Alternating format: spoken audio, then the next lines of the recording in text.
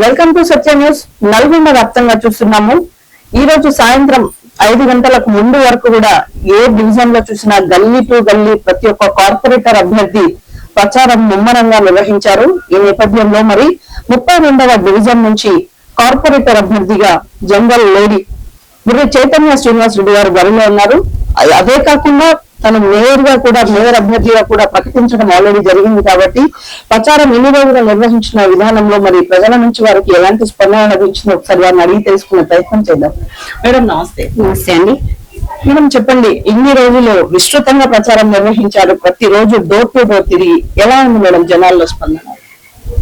గత 10 days నుంచి ప్రచారం నిర్వహిస్తున్నామండి 32 డివిజన్ లో. చాలా బాగా స్పందన ఉంది. ప్రతి ఒక్కరు మీరు అభివృద్ధి చేసిన దాన్ని బట్టి మీకు తప్పకుండా మీకు ఓటేస్తాము. మీరు ఇప్పటికే చాలా అభివృద్ధి చేశారు 3 పర్యాయాలుగా. యువత ఇప్పుడు కూడా మీకు మేయర్ గా ఛాన్స్ వచ్చింది కాబట్టి మన వార్డు ఇంకా డెవలప్ అవుతుంది. తప్పకుండా మీకే వేసి అత్యధిక మెజార్టీతో గెలిపిస్తామని వారే స్వచ్ఛందంగా ముందుకు వచ్చి మీకు అసలు ఇంకా పోటీ కూడా లేదు, మేమే అందరం కలిసి అనుకున్నాము ఒక కమ్యూనిటీగా ఏర్పడి తప్పకుండా మీకే వేసి గెలిపిస్తామని హామీ ఇస్తున్నారు. మీకేమన్నా ఐడియా ఉందా మేడం ఎంత మెజారిటీతో గెలవబోతున్నారని? లాస్ట్ టైం అయితే సార్ 900 తోనే గెలిచారు. తప్పకుండా ఇంకా 1200-1500 తోనే గెలుస్తాను. అంటే పోలింగ్ బట్టి పోలింగ్ తక్కువ అవ్వడం వల్ల కొంచెం తక్కువ అవుతుంది, ఓటర్స్ కొంచెం బయట ఉండడం వల్ల పోలింగ్ బట్టి దాదాపు 1500 మెజార్టీతో గెలుస్తానని అనుకుంటున్నాను. మేడం ఇంతకు ముందు చూస్తున్నట్టయితే మహిళలు అన్ని రంగాల్లో లేకుండా ఉండేవారు, కానీ ఇప్పుడు చూసినట్టయితే ప్రతి రంగంలో ఉమెన్స్ ముందుంటున్నారు. నల్గొండ చూసినట్టయితే తొలిసారి రాజకీయ రంగంలో ఈసారి కార్పొరేటర్ అభ్యర్థులు కూడా ఎక్కువ శాతం మహిళలు ఉన్నారు. తొలి మేయర్ గా కూడా జనరల్ మహిళగా మీకు రావడం ఈ అవకాశం ఎలా ఉంది? మన నల్గొండ మున్సిపాలిటీ నుంచి కార్పొరేషన్ అవ్వడమే ఇంకా చాలా అదృష్టంగా భావిస్తున్నాము. దీనివల్ల ప్రత్యేక నిధులు కూడా వస్తాయి కాబట్టి దానిలో భాగంగా మొట్టమొదటిగా మహిళకు రావడం ఇంకా అదృష్టంగా భావిస్తున్నాము. ఈ మహిళకు నాకు ఈ అవకాశం ఇచ్చిన మంత్రి కోమటిరెడ్డి వెంకటరెడ్డి గారికి ప్రత్యేక ధన్యవాదాలు. మొదటి మహిళగా నాది నిన్న సార్ కూడా వచ్చి అనౌన్స్ చేశారు. మొదటి మహిళగా ఉండడం చాలా చిరస్థాయిగా ఉంటుంది. మీరందరూ బాగా సపోర్ట్ చేసి ఇంకా అత్యధిక మెజార్టీతో గెలిపిస్తే ఇంకా మీకు ఫండ్ కూడా ఎక్కువ వస్తుంది, వార్డు ఇంకా అభివృద్ధి చేశారు. మీకు ఈ వార్డుకి మేయర్ గా ఇవ్వడం చాలా అదృష్టంగా భావించండి అని అనౌన్స్ చేశారు. చాలా సంతోషంగా ఉంది. మహిళలకు కూడా అన్ని రంగాలలో ప్రోత్సహించి వారిని ముందుకు తీసుకెళ్తాను. ఇప్పటికే సెట్టింగ్ ద్వారా మహిళలకు కుట్టు మిషన్లు, బ్యూటీషియన్ ఇలా స్వచ్ఛందంగా వాళ్ళకు స్వయం ఉపాధి కల్పిస్తున్నారు. వాటిల్లో ఇంకా ముందుకు తీసుకెళ్లి వారికి వడ్డీ లేని రుణాలను ఇచ్చి కూడా వారు ఏమైనా చిన్న పరిశ్రమలు పెట్టుకుంటే వాళ్ళకి హెల్ప్ చేస్తానని కోరుకుంటున్నాను. మేడం చూస్తున్నాము, గత ప్రభుత్వం ఏమంటుందంటే కాంగ్రెస్ ప్రభుత్వం వచ్చి 2 సంవత్సరాలు అవుతున్నా కూడా ఏ మాత్రం ఇక్కడ డెవలప్మెంట్ లేదంటున్నారు. మరి ఎలక్షన్స్ తర్వాత మీరు విజయ పతాకంలో ముందుకెళ్తే నల్గొండని మీరు ఎలా అభివృద్ధి చేస్తారు? గత ప్రభుత్వం చేసింది ఏమీ లేదండి. ఒక రోడ్డు, హైదరాబాద్ రోడ్డు వేసి అదొక్కటే వేసి చూపించి మేము చేశాము అభివృద్ధి అంటున్నారు. అంతకుముందు కాంగ్రెస్ ప్రభుత్వంలోనే మన కాలనీలలో రోడ్లు కూడా అప్పుడే అయినాయి.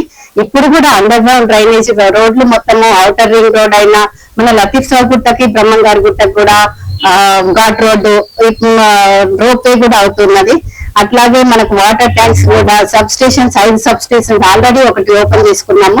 ఇంకా 4 పెండింగ్ లో ఉన్నాయి. అవి కూడా ఎలక్షన్ తర్వాత వాటికి కూడా శంకుస్థాపన చేసి అభివృద్ధి ముందుకు స్థాపించుకుంటాము.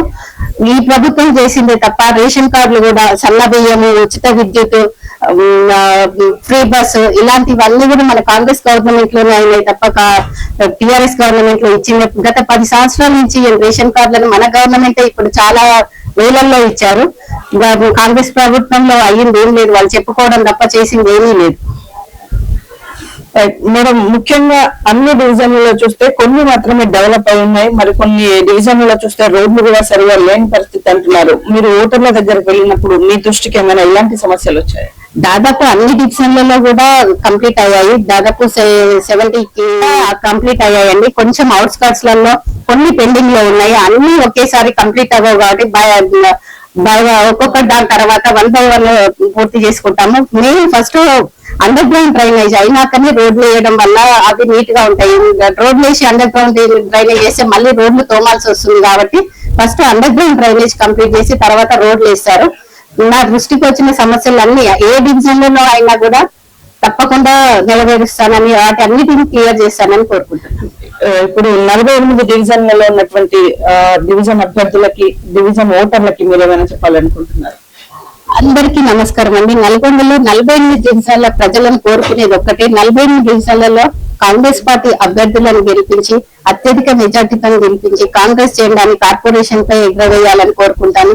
ప్రత్యేకంగా 32 డివిజన్ ప్రజలను కోరుకునే ఒక్కటే, నా అక్కలు, చెల్లెళ్ళు, అన్నలు, తమ్ముళ్ళు, పెద్దలందరికీ నమస్కరించి వేడుకుంటున్నాను. అత్యధిక మెజార్టీతో నన్ను గెలిపించి మన వార్డుని ఇంకా డెవలప్ చేసుకోవాలని, అత్యధిక నిధులు తీసుకొచ్చి మన డివిజన్ ని ఇంకా అభివృద్ధి చేస్తానని, మీరు నాకు ఎలాంటి సహాయం అడిగినా కూడా లేదనకుండా నా చేతనైనంత వరకు నా దృష్టికి వచ్చిన అన్ని సమస్యలను తీరుస్తానని కోరుకుంటున్నాను. చివరిగా మీ డివిజన్ ఓటర్ మహాశయులకు కానీ, డివిజన్ లో ఉన్నటువంటి అభ్యర్థులకు కానీ ఈ టోటల్ గా ఏమైనా చెప్పాలనుకుంటున్నారు? అందరికీ 32 వార్డు డివిజన్ ప్రజలందరినీ కోరుకుంటున్నాను. నా అక్కలు, చెల్లెళ్ళు, అన్నలు, తమ్ముళ్ళు, పెద్దలందరినీ వేడుకుంటున్నాను. తప్పకుండా 11th రోజు అయ్యే ఎలక్షన్ లో చేతి గుర్తుపై, 2వ నంబర్ చేతి గుర్తుపై ఓటు వేసి నన్ను అత్యధిక మెజార్టీతో గెలిపించాలని, మీ అభివృద్ధికే నేను ముందుకు వస్తున్నాను, మీకు సేవ చేసుకోవడానికే వస్తున్నాను. కాబట్టి తప్పకుండా నన్ను అత్యధిక మెజార్టీతో గెలిపించాలని కోరుకుంటున్నాను. చూస్తున్నాం కదా, ఇన్ని రోజుల విస్తృత ప్రచారంలో ప్రజల నుంచి వచ్చిన సమస్యలను కూడా నోట్ చేసుకోవడం జరిగిందట. తను గెలిచిన మొదటి రోజే సమస్యలన్నింటినీ నివేదిక ఏర్పాటు చేసుకొని ఒక్కొక్కటి నేను ప్రతిదీ ప్రజలకు అందుబాటులో ఉంటూ నంబర్ 1 గాని నల్గొండని కార్పొరేషన్ లో నంబర్ 1 స్థానంలో నిలిపి ఈ అవకాశం ఇచ్చినటువంటి మంత్రి గారికి కానుకగా ఇస్తానని చెప్తున్నారు. అంతేకాకుండా 48 డివిజన్లలో ఎలాంటి సమస్యలు రాకుండా నేను ఇక్కడ అందుబాటులో ఉండి ప్రతినిత్యం ప్రజల మధ్య ఉంటూ ఇక్కడ ఏ సమస్య రాకుండా చూసుకుంటున్నానని చెప్తున్నారు.